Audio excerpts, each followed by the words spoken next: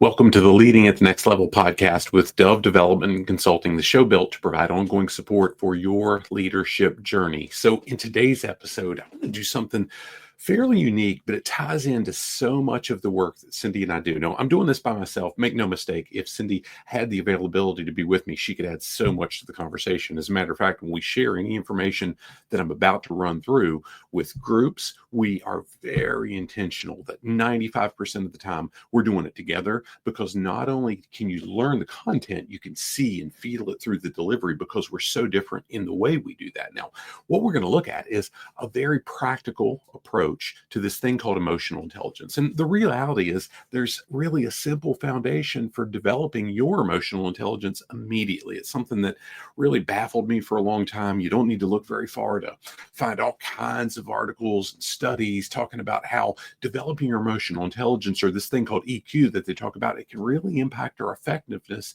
in so many situations. The challenge that I ran into, and so many other folks do as well, is that finding a simple way to take action on any single resource that's touted as this holy grail for building our emotional intelligence. Gosh, I don't know that it's out there. Now, in his book, Emotional Intelligence 2.0, I've read a bunch of different books on the topic, lots of articles, lots of different things, sources that I've studied. But in Emotional Intelligence 2.0, Travis Bradberry, he shares probably what I found to be the most usable, the most practical, the most cookies on the low shelf. John Maxwell uses that term a lot. Easy to understand, easy to grab onto ideas. And one of the quotes that I pulled from that book that I absolutely love, that's resonated with me ever since, he says that your EQ, your emotional intelligence, if you will, is the foundation for a host of critical skills. Bradberry says that EQ is so critical to success that it accounts for 59% of job performance in all job types.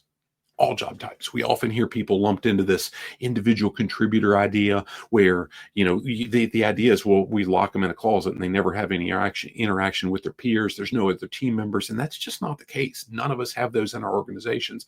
And the more leadership responsibility we take on, gosh, forget the idea of a position or a title where we actually carry authority with that leadership responsibility. The more that leadership responsibility falls on our laps, the more important that emotional intelligence really is. Now, the issue really becomes knowing exactly how to develop that ever-illusive EQ, because, gosh, so many things say, here's what we would want to do, and here's what we might come into if we ascend to this certain level. And gosh, hey, Cindy and I, we don't do complicated. At least I don't. Cindy's way smarter than me. I don't like complicated. A lot of that stems back to all the years I spent in HR and safety. And I had a boss that says, you better show me tangible return on investment, not in cost avoidance like HR and safety are usually geared at. But I need to see how whatever you learn, whatever workshop you go to, how you can put something in place that matters, that makes an impact in our productivity and our profitability. And hey, that's hard, but it meant I better find things that are very simple to understand and practical to apply. So that's what Cindy and I work to build into everything we do today, because it matters so much for every organization, private sector especially. But the reality is, in the nonprofits we work with and anybody in the public sector we interact with, they all have fixed budgets, with the exception of maybe the federal government, and they seem to be able to find money from, well, that's our money. Never mind. I'll stay off that. What you can count on from us is an absolutely practical approach to apply simple steps based on real world experience, how we've seen it, how we do that. And we want to make sure it does indeed produce those tangible results that really are return on investment for what we do. We want to help the individuals and the teams in almost every case that we work with use this idea called the DISC model of human behavior. Now, stick with me a little bit, because human behavior, DISC, and emotional intelligence sounds like three different things. In Bradberry's book especially, he talks about 4 components of emotional intelligence. And he says the first component is self-awareness. The second component is self-management. The third component is social awareness. The fourth component is relationship management. Now, let's back up and let's look at some different sources, because those 4 things, while they seem to make sense, having a structure to really apply it, to really internalize it and be able to work through that, gives us all a lot more opportunity to capture that tangible return on investment. So let's go back, gosh, 100 years, more than 100 years at this point. There's a fellow named William Marston. Now, if you studied deep into psychology and some things like that. Maybe you've heard the name. In the folks that Cindy and I have interacted with over the years, it's been few and far between that have heard of him, and they just don't understand the scope of what he did. Now, in 1928, he published a book called The Emotions of Normal People, but he spent thousands of hours of research and study in highly populated areas, New York City, Boston, Massachusetts, areas that were highly populated, very, very dense, a lot of people that he could watch for patterns in their behavior and patterns in their communication styles. And that allowed him to get a glimpse within those patterns of how it affected their emotions. One of the things that I learned in more than a decade, close to 15 years in behavior-based safety, was that we can't see emotions. We can, however, see actions and we can see behaviors, and that gives us an inside look. That kind of serves as our microscope for what someone's emotions are driving those behaviors. Marston's work was pretty foundational. And by the way, if you hear dogs, that's because we've got rescue dogs, and they're sometimes kind of fun, and sometimes they're not. But Cindy's going to try to keep them under control, but that might not happen. Now, William Marston's work was pretty powerful. He put together this book called The Emotions of Normal People. Again, it was published in 1928. And a lot of the work that went into that, a lot of the science, a lot of the behavioral study was left open source. Now, he, in that book, created the foundation for what we know today as the DISC model of human behavior. Now, make no mistake, a lot of folks, when I use the word DISC, and I'll often shy away from it because people sometimes tune it out immediately because they say, hey, I've done one of those assessments. I know all about that. And the reality is, William Marston didn't create assessments. Today, though, because a lot of that work that he did is open source, there are more than 60 brands, 60 companies in the marketplace that have some type of disc or a flavor of that, or colors, or these different things that have a foundation in the idea of the DISC model of human behavior and have some very, very loose ties to the work that he did in that time frame. Now, interestingly enough, some of the most other popular assessments that we know of in the marketplace today also have ties to that same time frame in the 19-teens and 1920s, one of which is based on the work of Carl Jung, spelled Jung. And today, you know it as Myers-Briggs Type Indicator, MBTI. Fantastic tool.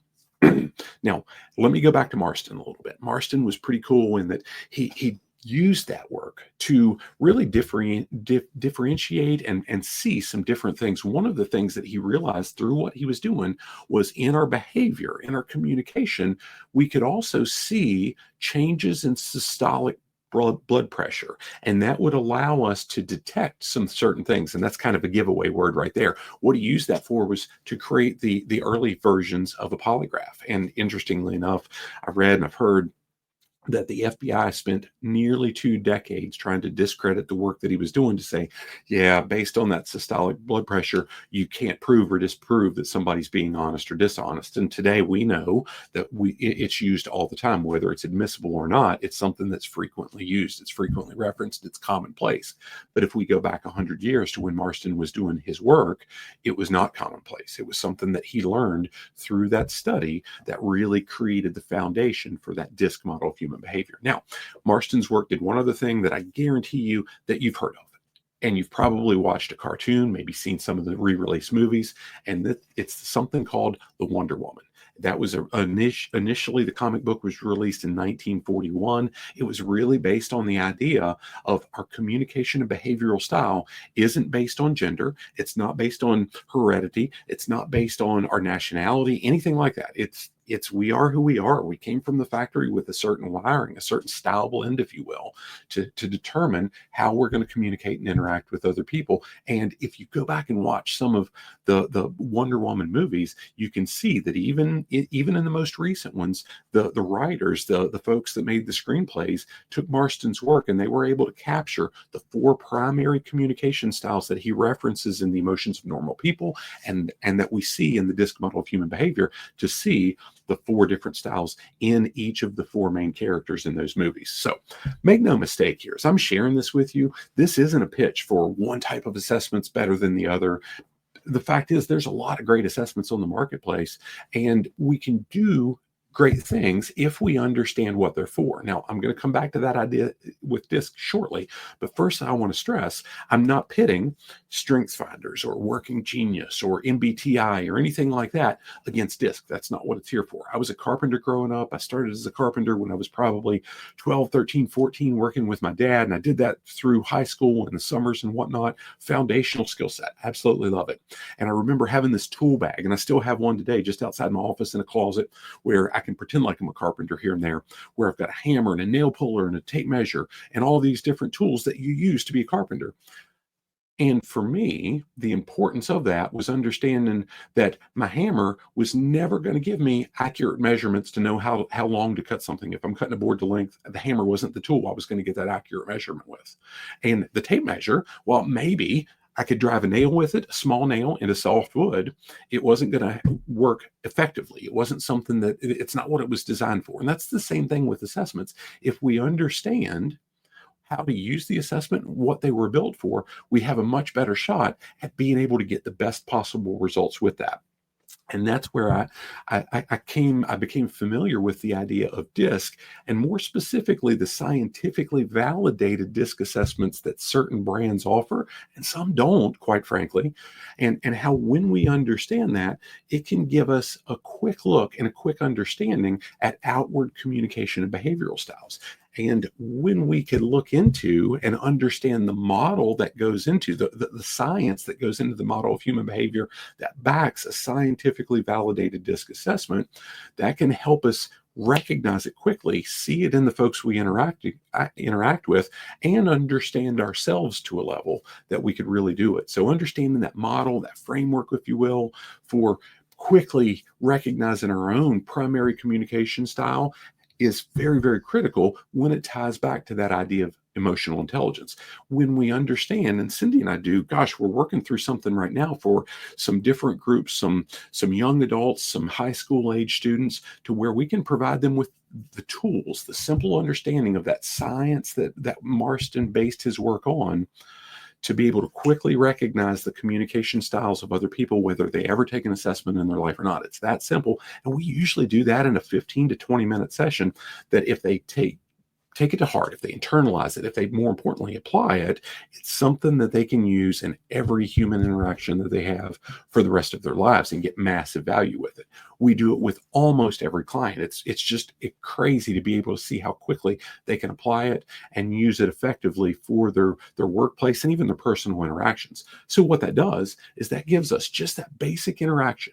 That gives us a starting point for self-awareness that Bradberry talks about in the first component of emotional intelligence, but also gives us a pretty good foundation for this thing called social awareness. How can we see where the other folks are at? How can we understand it to a level that we can begin to work with them and give them what they need? With a scientifically validated DISC assessment, and I stress that scientifically validated, there's this thing called a Cronbach's alpha scale, and it's a ton of study that goes into it.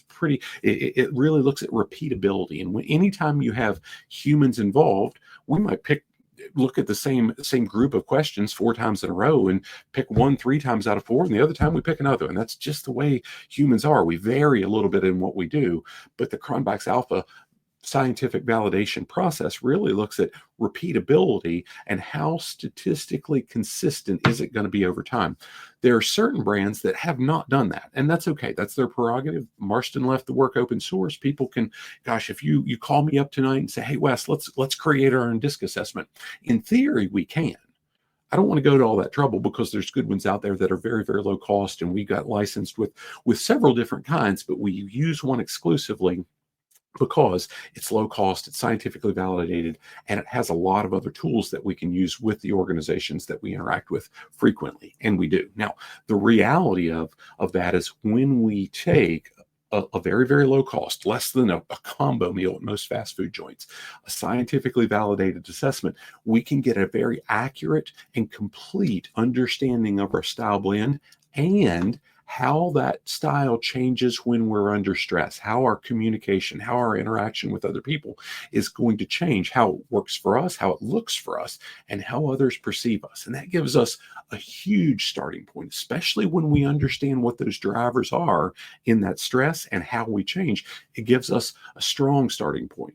for that self-management. That's component number 2, the self-awareness. And then when we're aware of those changes, we can begin to manage ourselves in those scenarios. Now, if we use those tools, and when Cindy and I have the opportunity to help teams understand that social awareness, recognizing the communication styles of others very quickly, or if we've got the opportunity to do a deep dive and help them understand the full style blends and how they change under stress, we can go really deep and use some of the different tools in building that relationship management, not in just their individual interaction, but in many cases with the organizations we've worked with, we've been able to help them build it into their entire culture. As a matter of fact, if you look in the show notes and some of the different links that I've put in, I reference what's killing your profitability, because communication is a big piece of that. And that's something that I talked about heavily in that book. In Leading with a Clear Purpose, if I don't know the other individual's communication style, it's going to be hard for me to really effectively connect what they do with a purpose that matters to them. So emotional intelligence is equally important there. As I wrote the Values Advantage that's going to come out in early 2026, how we talk about, how we display our values organizationally is so critical. And that communication really ties back to how we display, how we use that emotional intelligence with the individuals on our team. And right now I'm working on a book. I think it's called Leveraging Leadership Growth. I haven't really nailed down the title, but it's about the strength that we can build through strong professional relationships.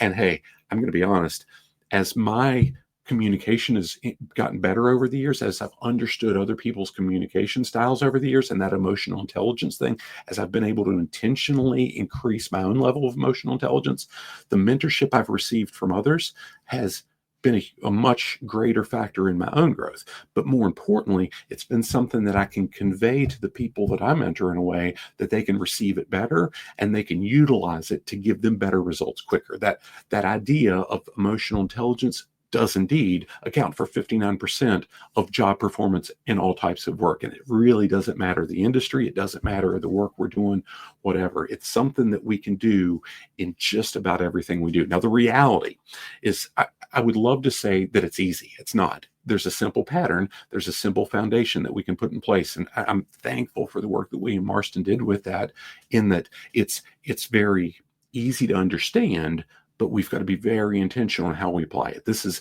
been a huge part of what Cindy and I've done over the last 10 years since we've started our business. It probably, as much as anyone we've known, we've studied, we've interacted with the work, we try to build it into what we do. So much so, it's just a piece of that. It's not that we ever lead necessarily with the idea of DISC or assessments or even push those, but we know how critical it is for everything else that we're trying to incorporate into the organizations we're working with so they can achieve that top best-in-class productivity and profitability in the lines. But they've still got to be intentional. Cindy and I have to be intentional. We still butt heads from time to time. And when we do, I recognize that it's often because I'm communicating with her like I need to be communicated with. Just give me the big picture. I don't need a lot of details. I'm not very patient. Let's go fast. And maybe we'll have some fun along the way, where the more I throw at Cindy without details and time to process it, the higher it's going to create anxiety, the more anxiety that creates in her, that it puts stress on that relationship. So we've got to learn to blend. And again, that's that emotional intelligence, where when we can apply it and adapt and do something we've heard called the platinum rule, do unto others as they need to do us to do unto them, it helps us really live out that relationship management in emotional intelligence. I'm going to say, I hope this serves you well. This was something that I felt like needed to be put out in a form of a podcast so it's accessible. I've put some different links to the effective communication page on our website, each of the different books. I think I've even got something about in the show notes about our executive summit event that's coming up in the central Shenandoah Valley, where we get to host about 125 folks locally. But I assure you, in that group are organizations that we've put extensive time and effort into helping them build emotional intelligence by utilizing the DISC model of human behavior, the science that backs it, into their organization. So not only does it build a stronger culture internally, it builds better work teams, and it really results in how the communities and the clients they serve feel that presence from them, how they exemplify their values, and how they add that top level service to them in everything that they do. Hope this serves you well. As I always do, I'll say thanks for listening to the Leading at the Next Level podcast. If you'd like to go deeper into any of this, reach out to us directly. If you have a need for continuing education credit, send us an email at admin@dove-development.net, and we'd be happy to hook you up with an all-access 45-day trial to our Leading at the Next Level complete digital course. It's got north of 160 lessons in that currently, all of which are approved for continuing education credit through the Society for Human Resource Management and the Human Resource Certification Institute. We've been able to work with some others as well, but we'll need to chat with you directly about those. We've got it automated into our system for SHRM and HRCI. Hope this serves you. Make it a great day, and God bless.